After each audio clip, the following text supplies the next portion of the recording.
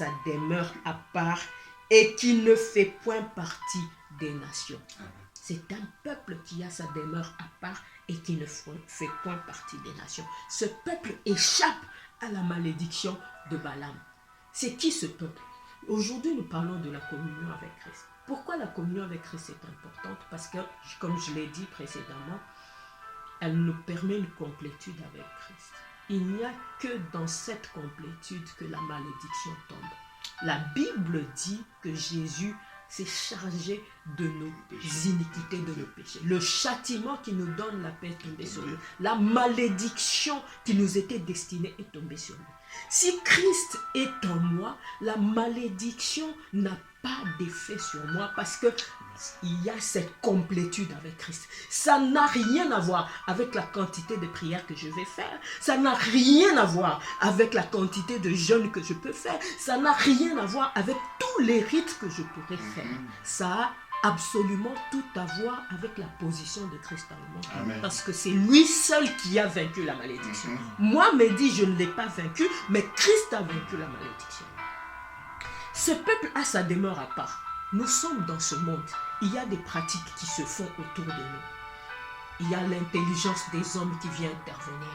Quand nous contemplons certaines choses, elles ont une apparence anodine.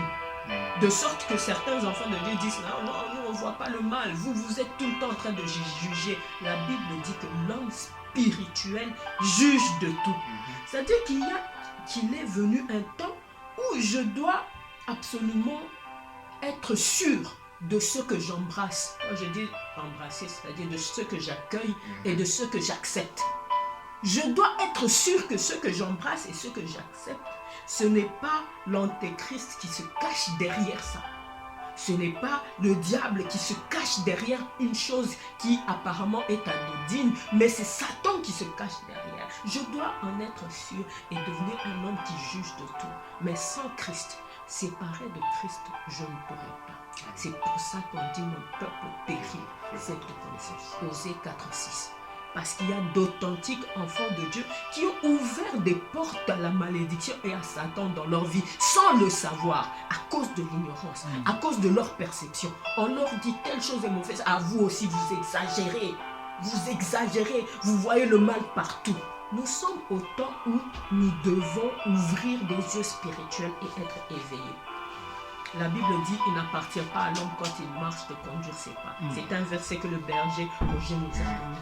Il n'appartient pas à l'homme quand il marche de conduire ses pas. Ça veut dire quoi? Ça veut dire que quand je vois une chose nouvelle dans ma vie, de mon intelligence, en fonction de mes études, en fonction de ma connaissance rationnelle de la chose, mais je dois juger cette chose en fonction de ce que la Bible et la parole de Dieu dit. Pourquoi beaucoup d'enfants de Dieu aussi sont ces connaissances?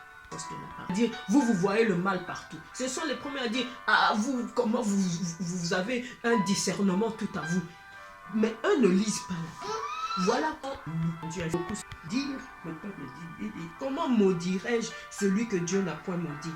Comment serais-je irrité quand l'Éternel n'est point irrité?